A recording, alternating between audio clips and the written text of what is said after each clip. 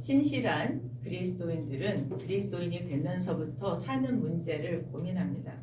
어떻게 사는 것이 그리스도인의 삶일까 하는 생각을 하게 되죠. 그전에는 세상 사람들이 사는 방식으로 사는데 별 갈등을 느끼지 않습니다. 그런데 말씀을 읽고 또 알게 되면서 내가 사는 방식의 삶이 내가 하는 선택이 내게 얼마나 유익이 되는가의 기준에서 내가 하는 선택이 과연 하나님의 뜻에 합당한가 하는 생각을 하게 됩니다. 즉 그 얘기는 그리스도인이 되면서부터 가치관의 변화가 일어나게 되는 것을 뜻합니다. 이렇게 그리스도를 믿으면서 어떻게 사는 것이 그리스도인으로서 이 세상에서 잘 사는가를 생각하면서도 우리는 세상에서 하나님을 믿지 않는 사람들이, 불순종하는 사람들이 당장 형통하게 잘 되는 것을 볼 때 하나님 뜻에 맞춰 선택하는 일에 어려움을 겪을 수밖에 없습니다. 그래서 우리는 하나님의 뜻을 잘 따라가려고 함에도 불구하고 하나님보다 내 뜻을 따라서 이전의 방식대로 선택하고 결정하기도 합니다. 그러면서도 하나님의 뜻에 맞춰서 가려는 그런 과정들을 거쳐서 우리는 그리스도인으로서 변화되어져 가게 되어진다고 생각합니다. 오늘 본문을 통해서 우리는 하나님을 배반하고 거역했을 때의 결과를 보게 되고 그 결과를 보면서 우리는 이 땅에서 어떻게 사는 것이 궁극적으로 잘 사는 것인가에 대한 답을 얻게 될 줄 믿습니다. 이 열왕기하를 새벽마다 묵상하고 또 하면서 이 말씀을 따라서 우리가 새로운 도전을 받게 된다고 생각되었습니다. 이 오늘의 주제는 하나님은 악에 대해서 반드시 심판하신다입니다. 이 주제를 통해서 오늘의 이 주제를 깨닫고 우리는 심판하신다가 아니라 심판과 관계없이 살아가는 삶을 살게 되기를 예수 그리스도의 이름으로 먼저 축복합니다. 오늘 말씀의 배경을 보면 우리가 쭉 묵상해 오면서도 쉽게 이해되지 않는 부분들이 있습니다. 아합이 이 배경을 보면 시돈 왕의 딸이자 바알 숭배자인 누구랑 결혼을 해요? 이세벨과 결혼을 하게 됩니다. 아합이 이세벨과 결혼하면서 북이스라엘엔 어떤 일이 일어나냐 하면 본격적으로 우상 숭배가 시작되어집니다. 여기서 그치지 않고 유다가 북이스라엘과 정략 결혼을 하게 됩니다. 아합과 이세벨의 딸 아달랴와 유다의 여호사밧의 아들 여호람이 결혼하면서 뭐예요? 유다에까지 바알을 믿는 그런 숭배하는 사상이 전해지게 되어집니다. 결국 아람과 아합이 이세벨과 결혼하고 또 그 이세벨과 아합의 그 왕가에서 난 딸이 유다의 왕가와 결혼함으로 말미암아 어떤 일이 일어나냐면 북이스라엘도 남유다에도 바알 숭배가 만연하게 되어졌다는 거죠. 이렇게 국가적으로 하나님이 택한 당신의 나라 유다가 영적으로 타락하는 가운데 하나님이 결정하십니다. 뭘 결정하냐면 우상 숭배와 영적 전쟁을 치르겠다고 결정해서 누구를 세우냐면 엘리야를 먼저 세워서 갈멜살 영적 전투를 하게 되죠. 그래서 850대 1로 승리를 하게 됩니다. 그것을 시작으로 해서 이제 엘리야를 세우고 또 그 다음에 하사엘과 북이스라엘을 이끌어갈 예후를 반역하게 함으로써 왕으로 다시 세우게 되었습니다. 하나님의 큰 그림을 하시고 또 거기에 쓸 예후를 세우심으로 말미암아 요람 왕을 북이스라엘의 요람 왕을 죽이고 오늘 본문에서는 이세벨의 딸의 아들로 세워진 유다의 왕 아하시야를 추격해서 죽이는 것으로부터 오늘 말씀이 시작됩니다. 아하시야를 추격해서 아하시야 왕을 죽이고 또 다시 이스라엘로 와서 이세벨까지 죽이게 됩니다. 근데 예후는 이렇게 이세벨을 죽이고 나서 그 일은 자신이 했지만 뭐라고 얘기하냐면 엘리야를 통해서 하나님이 하신 일이라고 그렇게 이야기합니다. 그래서 이 일은 엘리야에게 말씀하신 일이 하나님의 계획으로부터 시작된 것이다. 열왕기 저자, 보통은 열왕기 저자는 에레미야라고 그렇게 추정합니다. 에레미야는 오늘 본문으로 바알 숭배자 이세벨과의 영적 전쟁의 승리는 누가 했다? 하나님이 하셨다라고 그렇게 선언하고 있는 거죠. 이후에 예후는 북이스라엘의 왕이 되어집니다. 그리고 우상 숭배를 척결하는 그런 개혁을 단행하면서 북이스라엘의 회복을 진행해 나갑니다.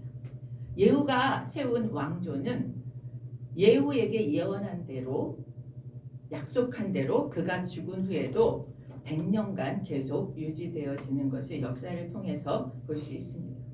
오늘 말씀에서 하나님으로부터 아합을 치라고 하는 그러한 명령을 받은 예후가 오늘 본문에서 죽인 두 사람이 나옵니다. 우리가 아까 얘기한 대로 유다 왕 아하시야와 북이스라엘의 왕후 이세벨이었습니다. 이 두 사람의 공통점이 있습니다. 이 두 사람의 공통점은 하나님 보시기에 악을 행했다는 것입니다. 또 아합의 길을 따랐다. 우상 숭배의 길을 따랐다라고 하는 것이 이 죽임당한 아하시야와 이세벨의 공통점이었다는 거죠. 유다와 아하시야의 경우부터 살펴보기를 원합니다. 27절에 보면 예후가 반란을 일으켜서 북이스라엘 왕 요람이 죽는 장면에 지금 아하시야가 뭐라 그러냐 문병을 왔다고 할까요? 찾아와서 보고 있는 가운데 그 요람 왕이 죽게 되죠.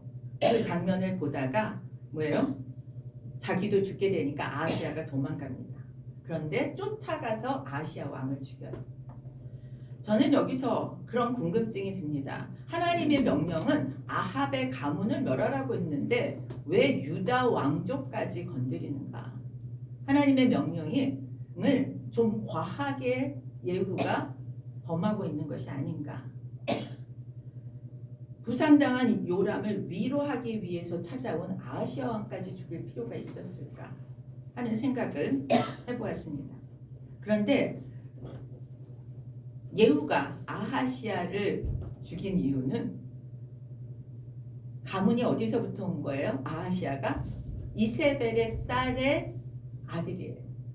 무슨 말인지 이해가 되십니까? 북이스라엘의 우상 숭배를 가져온 바알 신앙을 가져온 이세벨의 딸 아달랴가 유다의 왕과 결혼해서 나온 아하시야예요. 그래서 무슨 영향을 받았겠어요? 그 우상 숭배의 영향을 그대로 받았고 외가인 뭐예요? 북이스라엘의 왕조와 아주 긴밀한 결탁으로 악을 행하는데 똑같아졌기 때문에 심판했다라고 여겨집니다. 우상 숭배의 집안인 아합 가문과 인척일 뿐만 아니라 뭐예요? 그 각종 범죄에 각종 우상 숭배와 악을 행하는데 똑같이 답습한 아하시야였기 때문에 뭐예요? 아합 가문의 일원으로 똑같이 보았다는 거죠. 이걸 통해서 우리는 무엇을 깨달을 수 있는가 하면 누군가와 같이 있느냐, 누군가와 동행이 되는가, 누군가와 같은 일을 하고 있는가, 이것이 너무 중요하다는 거죠. 우리는 비슷한 사람과 악하면서 가까이하며 그들과 동참하는 것이 세상적으로 보면 힘이 되어진다라고 여겨질 때도 있습니다. 그리고 그들이 나를 지켜줄 것처럼 생각되어질 수도 있습니다. 근데 악과 함께하는 것, 내가 악을 직접 저지르지 않아도 악과 함께 있음으로 말미암아 그 결과는 파멸이라는 거죠. 왜냐하면 하나님은 악인만 징벌하는 것이 아니라 그들과 함께 있던 자들이 동일한 징벌을 받게 되는 것을 오늘 본문을 통해서 우리는 깨닫습니다. PPT 한 장만 넘겨주실래요? 우리 한번 같이 읽을까요? 시편 1편 1절입니다. 복 있는 사람은 악인의 꾀를 쫓지 아니하며 죄인의 길에 서지 아니하며 오만한 자의 자리에 앉지 않으며 그들의 꾀를 쫓지 말라고 얘기합니다. 우리가 가는 길이 어디 있느냐, 누가 우리와 함께 하느냐가 굉장히 중요하다는 얘기를 하고 있습니다. 우리의 발걸음을 악인의 길로부터 떠나라고 얘기하고요. 악인의 길의 끝은 뭐예요? 하나님의 심판이라는 것입니다. 이제 우리는 눈을 크게 뜨고 우리의 발을 뭐예요? 굳건하게 세워서 하나님 말씀에 맞춰 가기를 축복합니다. 이 말씀이 잠언에 우리에게 그대로 말씀하고 있습니다. 우리 PPT 한 장만 더 넘겨주시기 바랍니다. 우리 잠언 4장 25절 26절 말씀입니다. 함께 읽습니다. 내 눈은 바로 보며 내 눈꺼풀은 내 앞을 곧게 살펴 내 발이 행할 길을 평탄하게 하며 내 모든 길을 든든히 하라. 네. 하나님이 우리에게 눈을 왜요? 눈을 바로 보라고. 여기서 내 눈은 그랬는데 우리가 읽을 때는 내 눈은 이렇게 읽어야 될 것 같아요. 내 눈은 바로 보며 내 눈꺼풀은 내 앞을 곧게 살펴서 내 발이 행할 길을 평탄하게 하며 내 모든 길을 든든히 하라. 이것이 우리의 기도 제목이 되기를 축복합니다. 이 길의 끝은 의인의 길이요 생명의 길이기 때문인 거죠. 우리 30절에 보면 예후가 왔다고 이렇게 얘기합니다. 아하시야는 악한 자들과 악한 요람과 함께 있었기 때문에 또 그들과 악으로 연합했기 때문에 심판을 받았어요. 그리고 죽음을 당했습니다. 그렇다면 이세벨은 왜 죽임을 당했는가? 예후가 왔다는 소식에 눈도 그리고 단장도 했다라고 얘기해요. 이세벨은 이미 요람 왕이 죽었다는 소식도 아하시야 왕이 죽었다는 소식도 들었을 거예요. 그럼에도 불구하고 그는 왕후의 자태와 지위를 드러내고자 위엄을 가지려고 그렇게 갖춥니다. 그리고 31절에 이세벨은 예후를 향해서 말해요. 뭐라고 얘기하냐면 주인을 죽인 너 시므리여. 여기서 시므리가 누구인가를 아는 것이 중요해요. 시므리는 바이사를 대항해서 반역을 일으켰던 사람이에요. 그래서 주군인 엘리를 죽이고 왕이 되었다. 그러니까 왕에 반역해서 왕이 되었는데 며칠 동안만 그 통치할 수 있었냐면 7일간만 통치하고 죽임을 당했어요. 그래서 너 시므리어라고 하는 얘기를 통해서 예후 너는 뭐예요? 길게 통치하지 못할 거고 시므리처럼 죽게 될 거야 라고 하는 얘기를 지금 이세벨이 아주 담대하게 선언하는 것입니다. 자기의 죽음이 촌각에 있는데 이렇게 선포하는 것은 그의 마음이 뭐예요? 굉장히 완고한 여자다라고 하는 것을 보게 됩니다. 마지막 순간까지 그는 자신의 아집과 자신의 고집을 포기하지 않습니다. 그리고 심판하시는 하나님의 손길을 깨닫지 못하는 거죠. 하나님을 향해서 도전하는 가장 어리석은 일은 뭐예요? 끝까지 자기의 고집을 버리지 않는 것입니다. 그러면 하나님이 진짜 가르쳐 주시고 싶어하는 것들을 깨달을 수가 없다는 거죠. 깨닫지 못하면 끝까지 무슨 길을 가는 거예요? 하나님이 원하시지 않고 하나님이 복 주시는 길에서 멀어져 갈 수밖에 없다는 거죠. 32절에 예후가 크게 선포합니다. 뭐라고 얘기해요? 내 편이 될 자가 누구냐? 지금 거기는 뭐예요? 북이스라엘의 왕후가 있는 그런 곳이에요. 이스라엘의 중심지에 힘을 가진 자들이 있는 곳이에요. 거기서 예후가 내 편이 될 자가 누구냐라고 그렇게 외칩니다. 같은 편이 된다는 것은 무슨 뜻입니까? 같이 행동하겠다. 운명을 같이 하겠다는 뜻입니다. 이세벨과 같이 했던 사람들이 배반하는 일이 일어나요. 예후가 자기 편의 설 자를 찾았다는 것은 예후는 어떤 입장을 가졌어요? 예후는 우상 숭배하는 아합의 가문을 멸하고 하나님만 섬기는 쪽에 서겠다는 사람이에요. 그래서 내 편에 누가 있겠냐라고 하는 것은 결단이 필요한 거죠. 하나님 편에 나도 똑같이 예후처럼 서서 가겠다라고 하는 결정을 하라는 얘기. 근데 이세벨과 같이 했던 두어 네시가 어떻게 해요? 그 얘기를 듣게 돼요.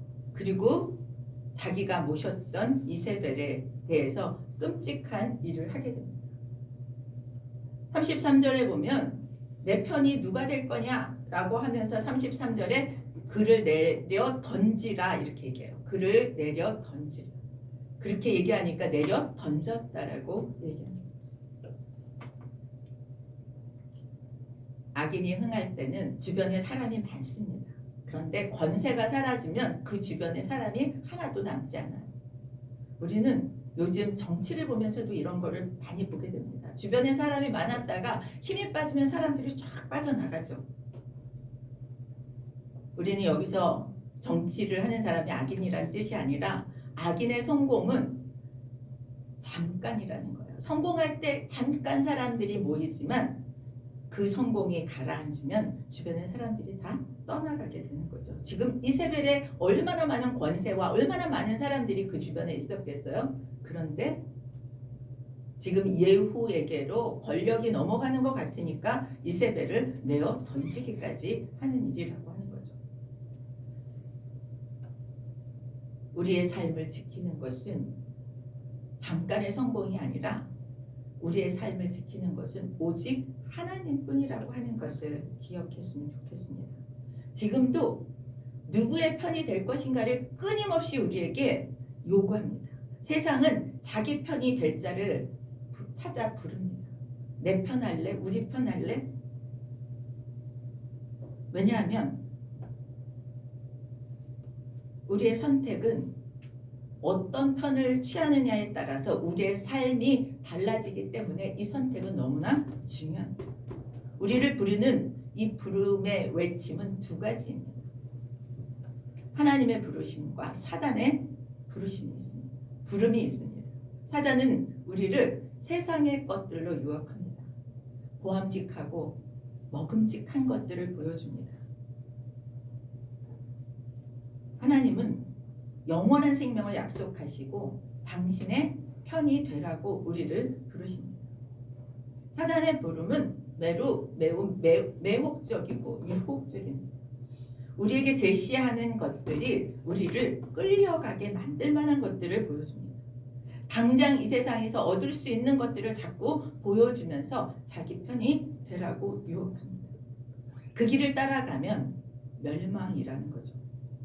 왜냐하면 왜 사단의 길을 따라가면 멸망인가? 왜냐하면 사단의 운명이 뭐예요? 멸망으로 끝맺게 되어져 있기 때문에 그렇습니다.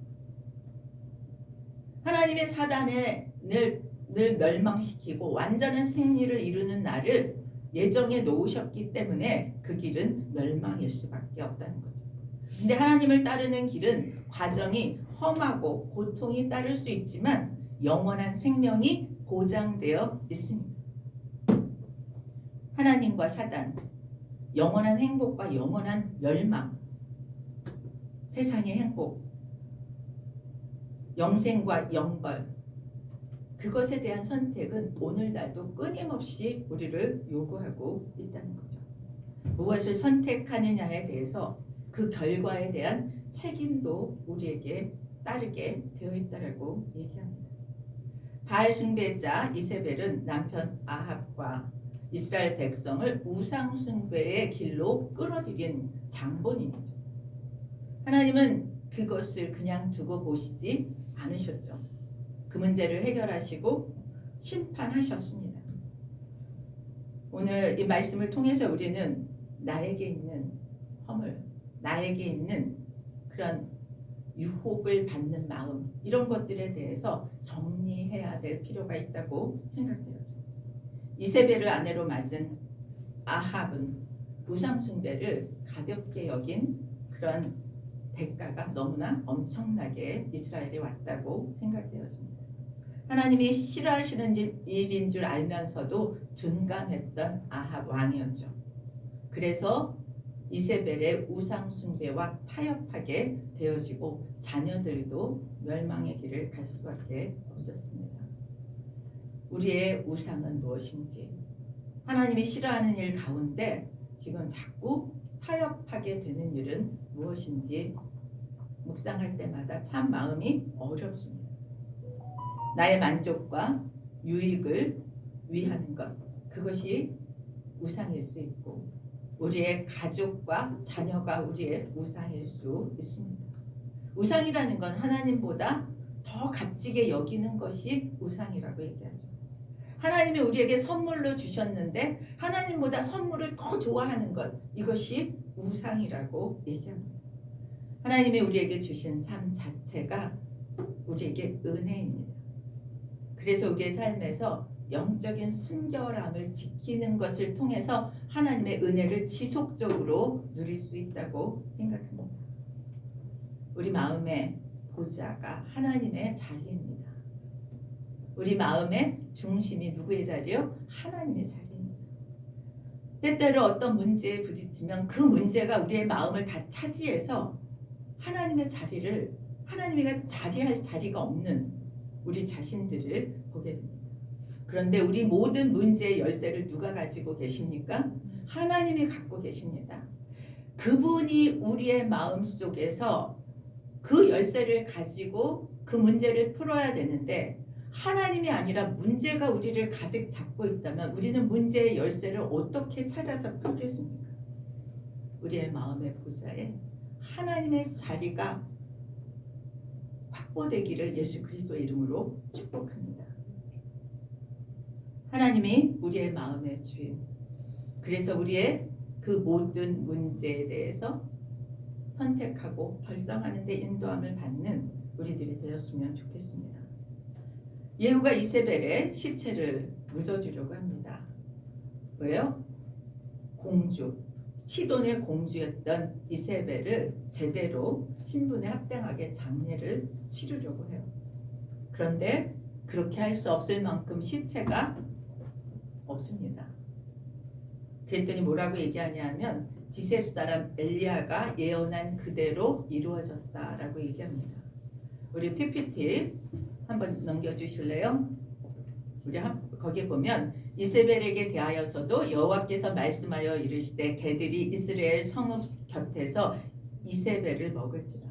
그래서 남아있는 시체가 뭐라고 얘기하냐면 두골과 손과 발밖에 없어서 제대로 장례를 치를 수가 없었다라고 얘기합니다. 아까 이세벨이 지은 죄가 무엇이었습니까? 우상숭배뿐만 아니라 나봇의 포도원을 빼앗고 그 주인을 죽여버리는 일까지 저질렀습니다. 그런데 아합이 저지른 모든 죄의 중심에 누가 있었냐면 이세벨이 있었어요. 너무나 무서운 얘기입니다. 그녀의 마지막은 그렇게 죽음으로써 허망하게 끝이 납니다. 악인의 권세는 뭐라 그래요? 시편 1편 3절에 보면 바람에 나는 겨와 같다라고 얘기해요. 잠시라는 것입니다. 이세벨을 향한 저주는 죽음으로 끝이지 않고 장례를 치를 수 없을 정도의 처참함을 보여주고 있습니다. 이세벨은 엘리야가 이런 예언을 했을 때 무시했습니다. 그런데 그대로 이루어졌습니다. 하나님은 악행을 방관하지 않습니다. 당장 해결하진 않지만 시간이 걸리지만 하나님은 당신의 뜻을 그대로 이루십니다. 우리는 악인의 형통을 보고 실족하지 않기를 축복합니다. 악인의 형통을 보고 낙심하지 않기를 축복합니다. 하나님은 하나님의 때에 악을 심판하시고 죄의 대가를 치르게 하십니다. 주제가 굉장히 무겁지만 하나님이 반드시 악을 심판한다라고 하는 사실을 생각할 때 우리는 우리의 태도를 새롭게 결정하기가 쉬워집니다. 악인의 형통을 부러워하기 전에 그것은 잠깐임을 기억할 수 있었으면 좋겠습니다. 세상의 대단한 권세도 어느 날 사라져 버린다는 사실을 기억했으면 좋겠습니다. 악인의 권세는 바람에 나는 겨와 같지만 하나님의 말씀은 영원하고 반드시 이루어집니다. 저는 요즘 세상에서 들리는 뉴스를 보면서 더 걱정되고 두려운 것이 있습니다. 왜냐하면 악을 악으로 여기지 않는 것 같습니다. 어느 게 악이고 어느 것가 선인지에 대한 그런 기준도 작동하지 않는 것 같아서 너무나 두렵습니다. 부끄러움도 없고 악이 악인지도 모르는 그런 세상이 된 것 같아서 그렇습니다. 그런데 제가 며칠 전에 국민일보 신문을 보다가 되게 소망스러웠습니다. 뭐냐하면 미국이 존 F 케네디 이후에 학교에서 기독교적인 행사를 할 수 없고 기도가 없어졌습니다. 그런데 5월 달에 루이지아나 주가 최초로 대학 모든 공립학교에 10계명을 계시하도록 의무화하기로 했대요. 그런 법안이 상원 하원에서 다 통과가 되었답니다. 그리고 텍사스 주에서도 그런 움직임이 보이고 있습니다.